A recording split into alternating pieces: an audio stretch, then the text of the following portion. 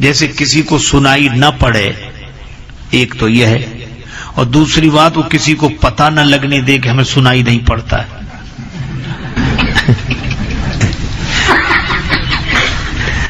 वो समझता है किसी को पता नहीं पड़ रहा, पर पता तो लग ही जाता है।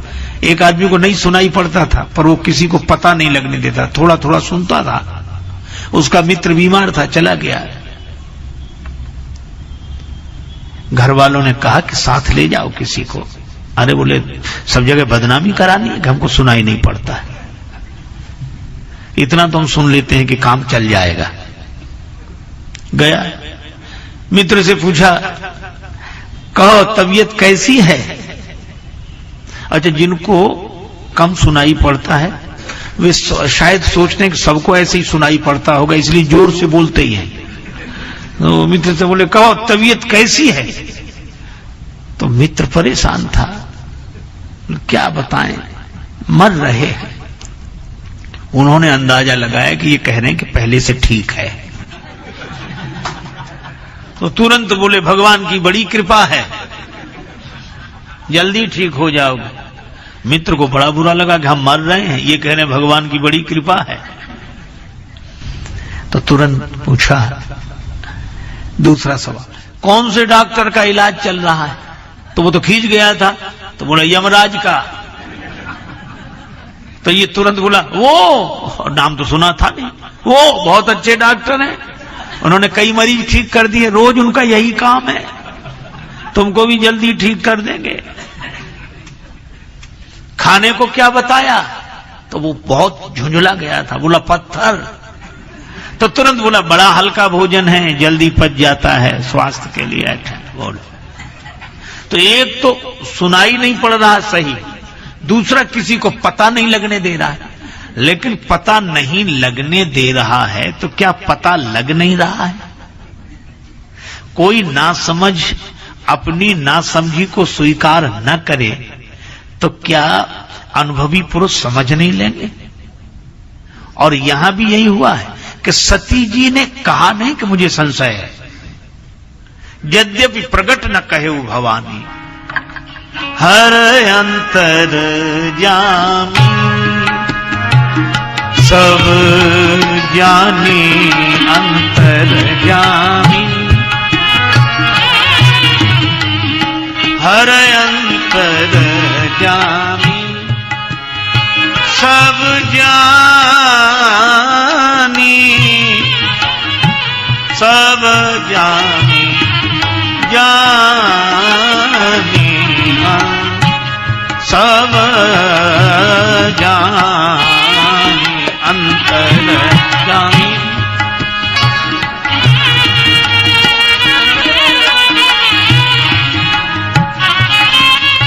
हर अंतर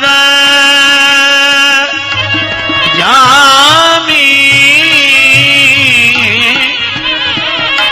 सब जानी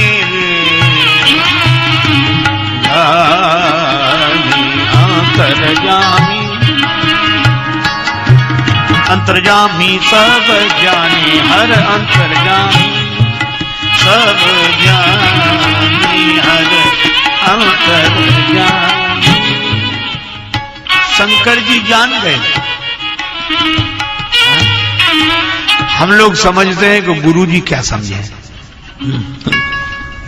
गुरुजी कुछ पता नहीं। अच्छा एक बात बताओ, जो शिष्य ऐसा सोचते हैं कि गुरुजी को कुछ पता नहीं, जब गुरुजी को सब कुछ पता है तो ये कुछ पता नहीं होगा? जो गुरुजी परमात्मा का रहस्य जानते हैं वो क्या हमारे मन का रहस्य नहीं जानेंगे कि क्या हो रहा है? मेरे बचपन की एक घटना है।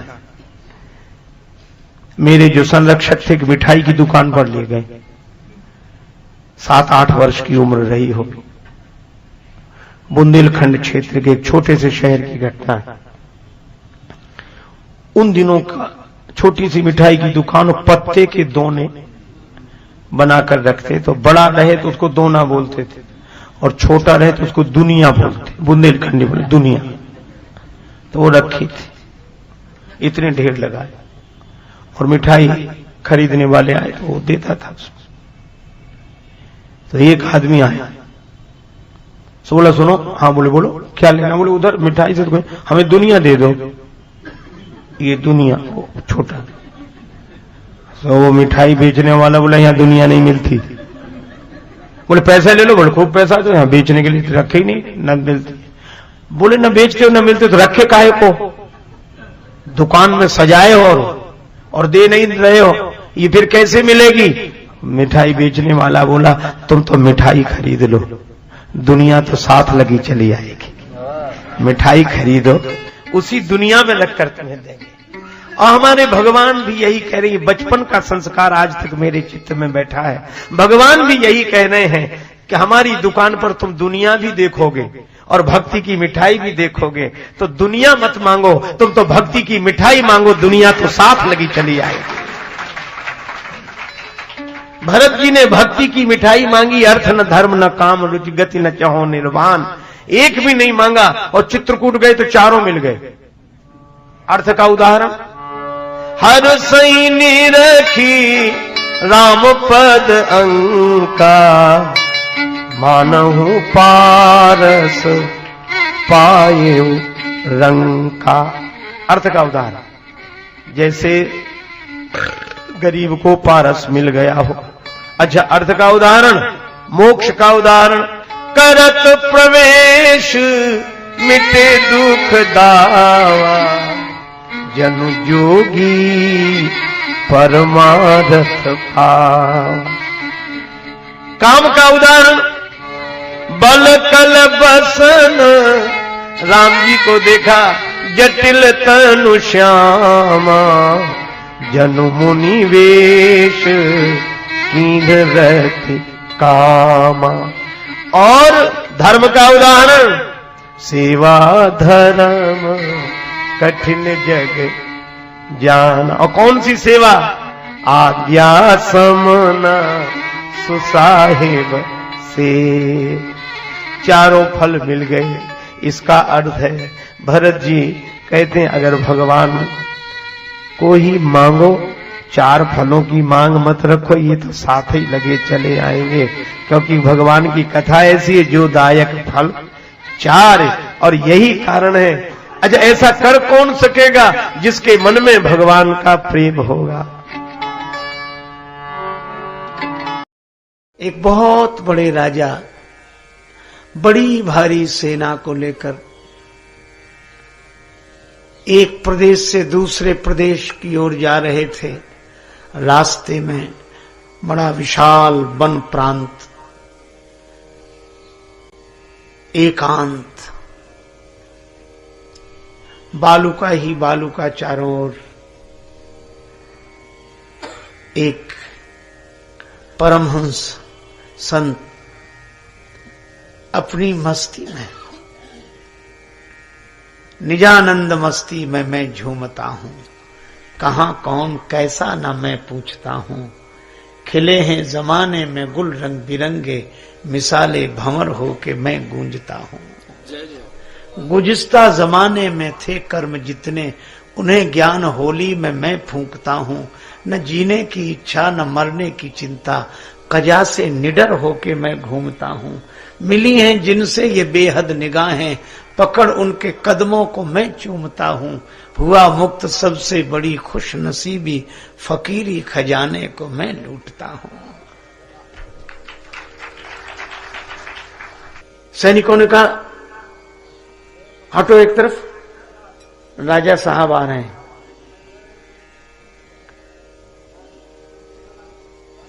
बादशाह हैं, आप रास्ता छोड़ो। महात्मा बोले उनसे कह दो कि शहंशाह पड़ा है। हम क्यों हटें, हम तो उसके रास्ते में गए नहीं, वही हमारे रास्ते में आया।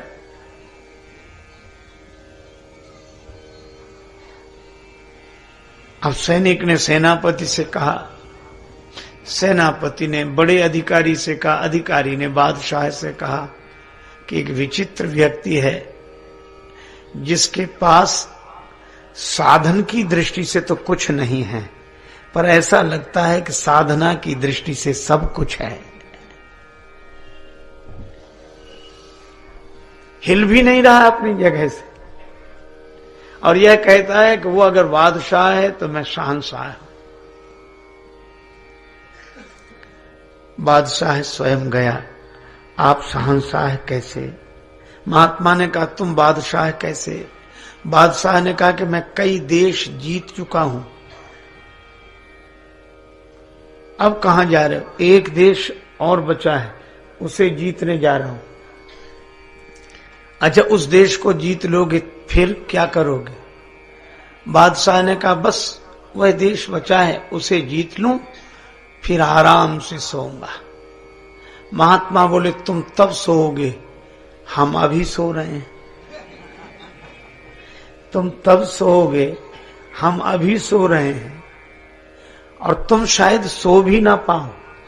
सुख से सोने की कल्पना करते करते सदा सदा के लिए सो जाओ। और अभी तो तुम इच्छा की पूर्ति की यात्रा में जा रहे हो, और इच्छा की पूर्ति की यात्रा करने वाला पथिक कभी विश्राम नहीं पाता। बादशाह चरणों में गिर गया,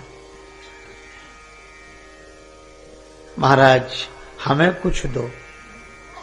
महात्मा बोले तुम्हें दिख क्या रहा हमारे पास?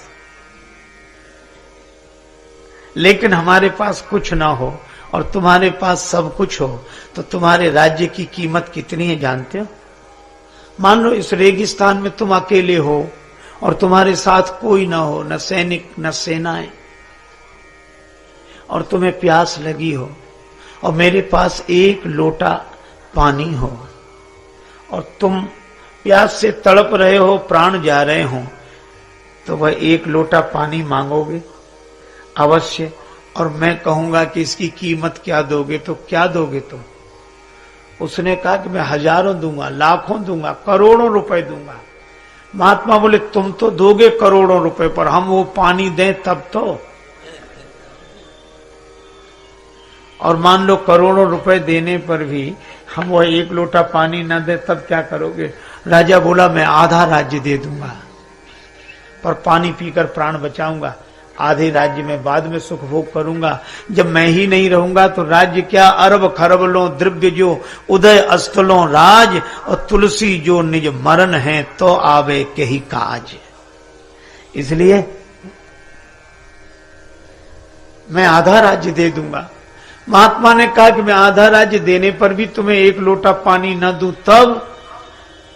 वह व्यक्ति बादशाह कहने लगा कि मैं अपना पूरा राज्य दे दूंगा, पर एक लोटा पानी पीकर जीवन बचाऊंगा।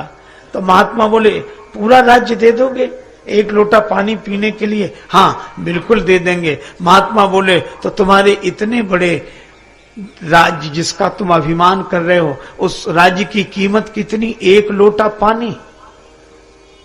इतने बड़े राज्य की कीमत एक लोटा पानी, और उस पर तुम बने हो अभिमानी।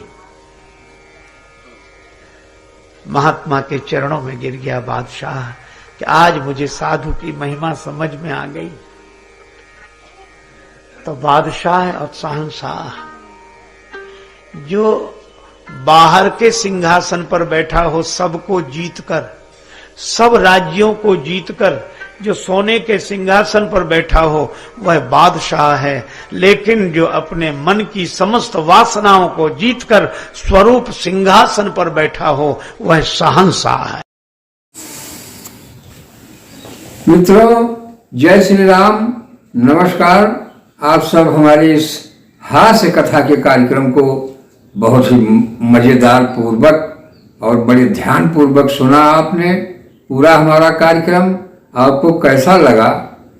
तो इस कार्यक्रम में हमारे आप चैनल के जो भी आ रहे हैं प्रसंग, इसमें आपको हास्य कथाएं भी बहुत ही मार्मिक ढंग से मिल रही हैं। तो आप हमारे चैनल पर लगे रहें और सुनते रहें बराबर, तो आपको ऐसी ऐसी रहस्यमयी कथाएं मिलेंगी जिससे आपकी जो हंसी भूल चुके हैं आप, वो सारी चीजें यहाँ उपलब्ध होती रहेंगी।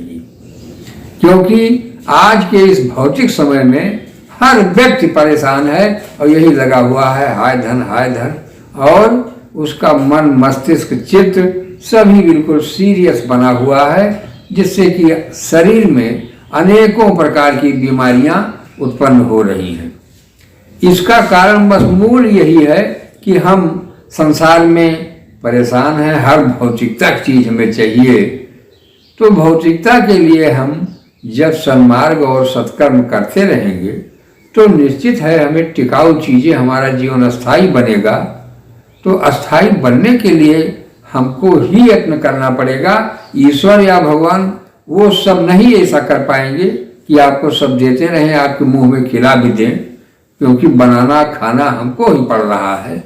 तो किताबी ज्ञान लेना है, पढ़ना है, अनुभव करना है, परीक्षाएं देना है, तब पास होकर के कहीं जाके हम सर्विस पाते हैं, नौकरी पाते हैं, और तभी हमारा जीवन एक कल्याण मार्ग की तरफ चलता है। किंतु हम वहां पहुंचने के बाद हमें धर्म नहीं भूल जाना चाहिए, परोपकार की भावनाएं, छल। तो साथियों, जब तक हम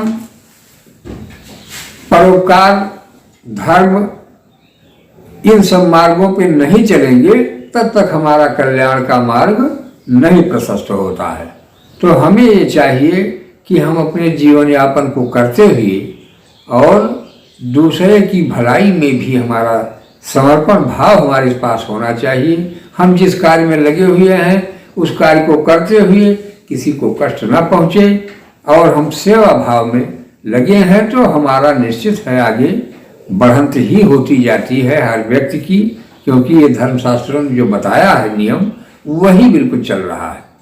हमें आपको अपनी तरफ से कुछ भी कहीं भी कोई भी गलती न होने पावे, यह विचार भाव में हमेशा रहना चाहिए और अपनी बुरी आदतों को हमें छोड़ते हुए सत्कर्म के मार्ग पर चलना चाहिए। साथियों, तो आपको ये हमारा कार्यक्रम कैसा लगा आप लोग हमें कमेंट के माध्यम से जरूर बताएं, और यदि हमारे चैनल पर नए हो तो आप हमारे चैनल को लाइक, सब्सक्राइब, शेयर कर लें, जिससे कि आपको बहुत ही महत्वपूर्ण जीवन की रहस्यमयी बातें मिलती रहें, और जो भी त्रुटियां होंगी क्षमा करेंगे दोस्त। धन्यवाद।